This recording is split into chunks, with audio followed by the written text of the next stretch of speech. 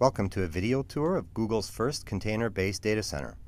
There are slots for over 45,000 servers in the 45 containers housed inside. The data center itself went into service in 2005 and supports 10 megawatts of IT equipment load. It has a trailing 12-month average power utilization effectiveness value of 1.25. We start with the plan view and focus in on the equipment yard we will be visiting. Here we see the cooling towers, the power distribution centers, and the generator farm. Our first action shot shows water flowing down the cooling tower fill. The plant itself is designed to maximize waterside economization through a combination of elevated process water temperatures, low approach temperature plate and frame heat exchangers, and a chiller bypass path. As we swing over to the electrical yard, we see a medium to low voltage distribution center. The transformer itself is not exotic, but boasts a better than 99.5% efficiency, as evidenced by the relatively small cooling radiators attached to it. As part of the distribution center, the transfer switches serve to connect the generators seen here. Eventually, the output of the distribution center is run into the building through these low voltage cables.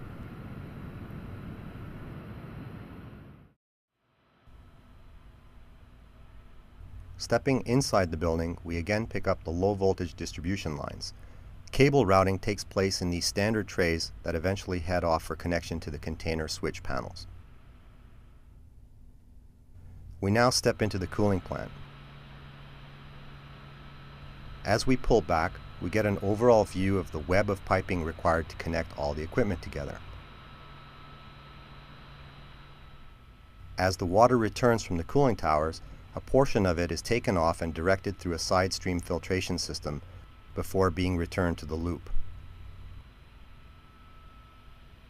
Continuing on, we trace the piping down to the array of pumps where we see that we experience our share of leaks. Of course, when we talk about cooling plant efficiency, the chiller uses the most power and is therefore our biggest target. And an important part of reducing chiller hours is the use of plate and frame heat exchangers with their low approach temperature characteristics. We conclude the tour of the plant with a shot of the thermal storage tanks and the distribution piping that carry the water to the containers.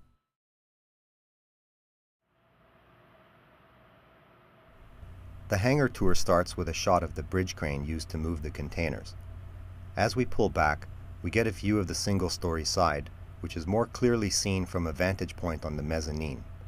There are 15 containers on the single-story side and 30 on the opposing 2 stories. Amongst the safety considerations in using containers, we include emergency exit stairs and egress pathways as required by code at the tail end of the units.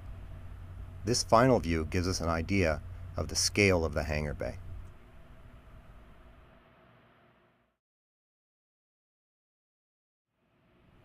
In this segment, we follow one of our technicians to the container, where he is dispatched to perform a server replacement.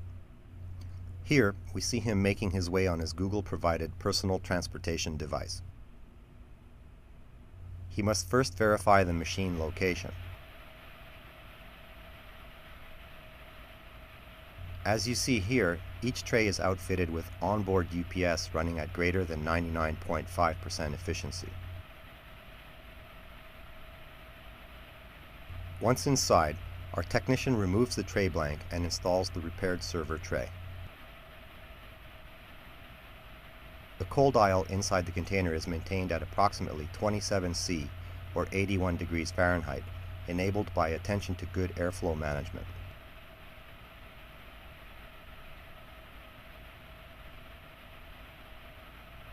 Here we show our idea of Google nightlife. Another technician is entering the container to inspect the underfloor area.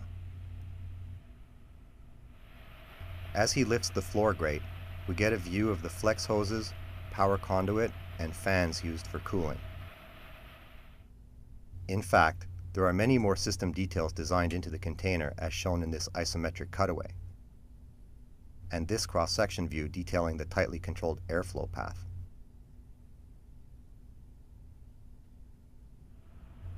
As we step out once more into the vestibule area, we see the hookups bringing water into the container.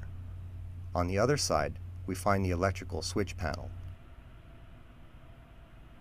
And inside the panel, we trace the cable inputs into the breaker section and get to see some of the circuit transformers used in gathering our PUE measurements.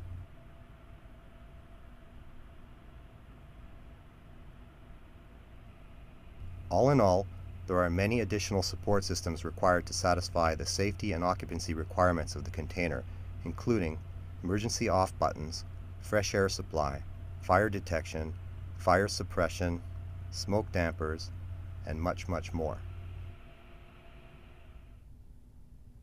We end our video tour with another view of the hangar and a summary of the best practices incorporated into this data center. Recapping, on the electrical side, we saw the use of high-efficiency transformers and UPSs, along with the necessary circuit transformers for accurate PUE measurements. On the cooling side, we touched on many aspects designed to allow raising of the temperature inside the data center and the associated reduction in chiller usage hours. One last thing to note, the best practices we presented here are the main reason we've been able to achieve our PUE results and can be implemented in most data centers today. Thanks for watching.